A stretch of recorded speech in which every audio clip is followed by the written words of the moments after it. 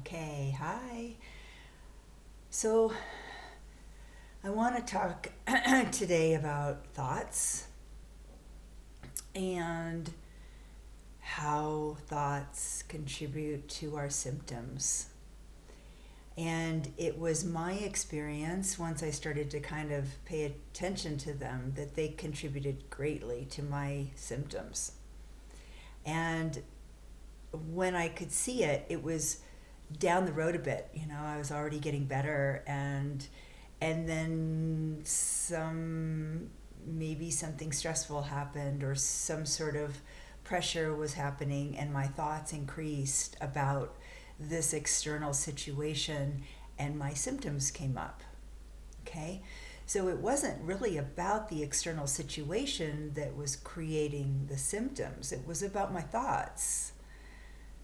Because the situation was already over, but my thoughts kind of kept going about it, right? Which thoughts tend to do if we have a tendency to ruminate, or kind of second guess ourselves, or have some insecurity inside about situations. It's Our brain doesn't let go of things quickly. Okay? And that was kind of another clue. So, when we're on a path, a spiritual path, a journey to grow and change and evolve and become aware, it is said that it's very important to start to purify the mind and pay attention to our thoughts. Okay? Now, for a lot of us, we don't really notice our thoughts because they're just sort of habitual, like they're kind of random. But when we start getting symptoms, they kind of start taking on a different quality. And it's one that I've mentioned before, and it's what I call protectors. And thoughts are just a manifestation of the brain perceiving danger, right? And those protectors in the form of thoughts are scanning the environment for any danger, for anything possible that might happen, or maybe something that did happen, or maybe something that could happen. Okay? And those protectors tend to get stronger when a certain repression starts to come up. Okay? Now, we want to be really practical in how to work with this. Okay? And so, learning to identify our protectors is noticing a pattern. And these patterns can usually, they're about one person or people. And then it goes on and on and on. And then they usually shift to another scenario, on and on and on. And then it usually shifts to another, on and on and on and on. Okay? We want to get to the point where it doesn't go on and on and on and on. Because that is the stuck energy that contributes to that constant alarm, right? An alarm is okay, but when it becomes constant, that's when we get the chronic symptoms, the chronic scenario, right? It makes sense. Now, in a lot of spiritual philosophies, working with thoughts is really important, and paying attention to thoughts. Okay? And my teacher says you should recognize a thought, and a thought by itself is not a problem, right? Let's say we have a thought about the neighbor, and we don't like the neighbor, and they bothered us yesterday, and we have a thought about it, right? We want to notice that thought like we would notice a drop of water. Okay? It's something that is, there's a thought. Now, in that moment, we have a choice of allowing it to become a river, which is that on and on kind of stuck, constant energy, or choose not to give it any energy. And I know that when we're in chronic stuff, thoughts can be kind of intense, like that kind of OCD, the looping, right? That on and on and on. It just, and we fight it. We don't want to think it, right? And I get it. I've been there. So, what helped me the most was learning how to name them. And this is something that, the brain, it does really well with information. So if we can give it helpful information, the brain relaxes. It likes to understand what's going on, okay? And so with thoughts, what I call protectors, because they're protecting something vulnerable inside, I learned to start to name them, and I would start naming them protectors, okay? And this is when I had that looping on and on and on stuff, okay? So ignoring them wasn't working, wishing them away wasn't working, nothing was working. But once I started to name these protectors as protectors, and you can choose any name you want, but for me, protectors was the most applicable because of the parts work model, okay? And thoughts, since they are protecting something, are doing a job, okay? So when they would arise, and in the moment that I became aware enough to notice what they were doing their job, trying to protect by distraction out there, that's what it's doing, right? That's what distraction does. It takes our attention off something that might be coming up into the subconscious. In that protected mode, it's taking our attention out, okay?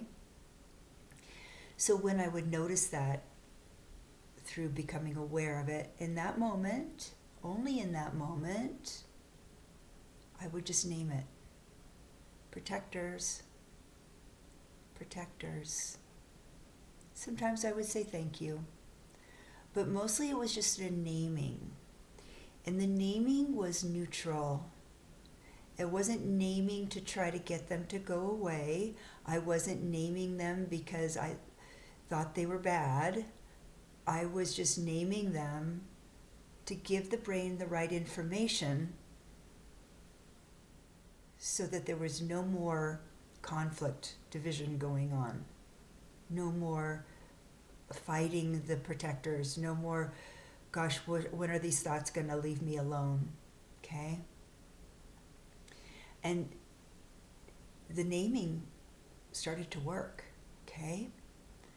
There was something about the naming as protectors, and I would just do it all the time, protector, and I would not do anything else, okay?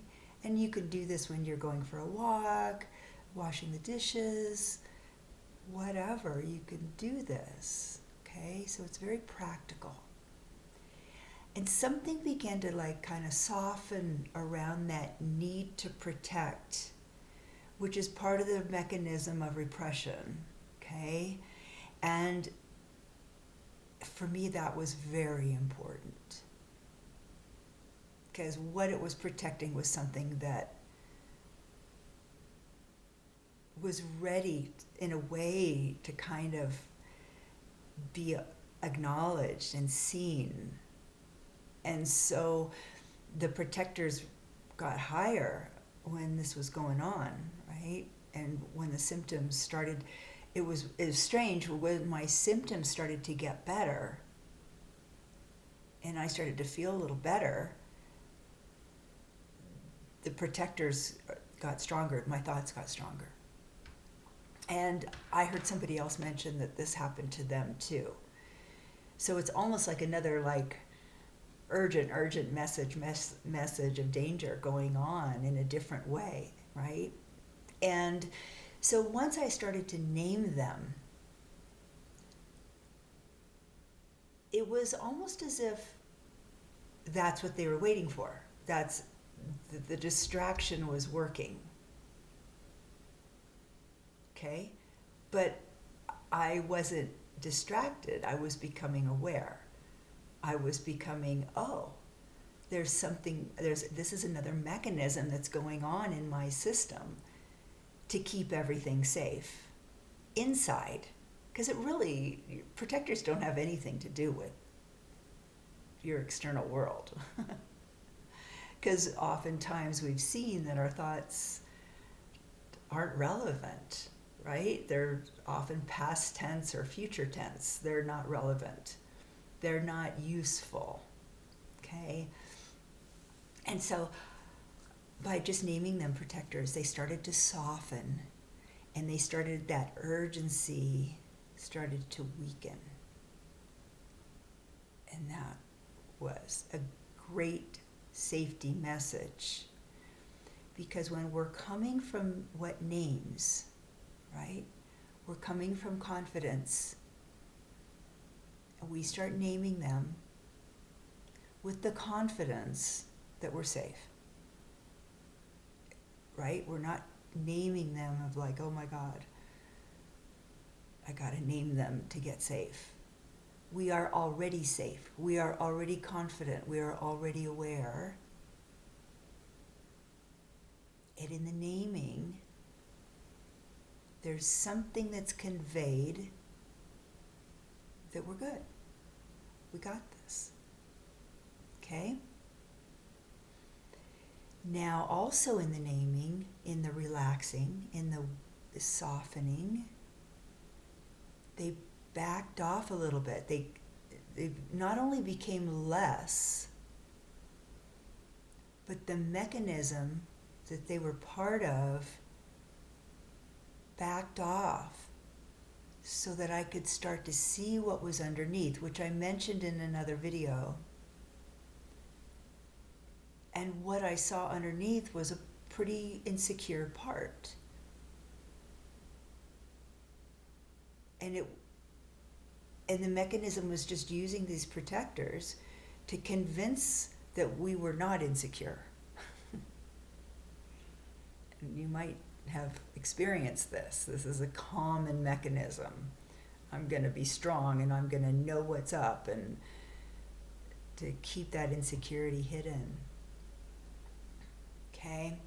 So this is something that, a practical approach to naming protectors, to naming thoughts, coming from confidence, because we want to convey to the protectors, to the mechanism, that we're safe, that we're good.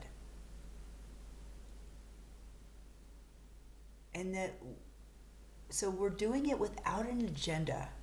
And this is another part of parts work, that coming from self, we don't want to have an agenda. We just want to name.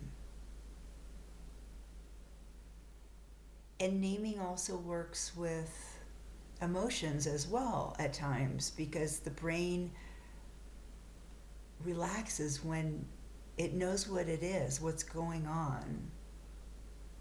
Okay? And that's another topic, but this naming thing is with conveying this neutral energy is a huge safety message. Okay? Because it's not ignoring. Ignoring doesn't work for me. It didn't work for me when those thoughts were really going crazy. And then once they start relaxing, then we can start to see that drop, right? The thought that starts it, and we see it for a drop, and then we can literally just easily say, I'm not interested. I'm not interested in that distraction, in that anymore. Because we've gotten the protectors to dial down enough that we can convey that I'm not interested energy. I'm good, right? Because when we allow that thought, that drop, to move into that flow, into that constant energy over and over, it becomes very stuck. It's a stuck energy. And it's this stuck energy that gets that alarm to go. So we're trying to break it, trying to break the stuck energy. And this is a really powerful way for me. It kind of got into the roots of the mechanism.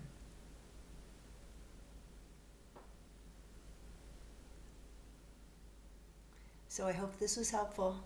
Okay, we'll talk to you later. Bye.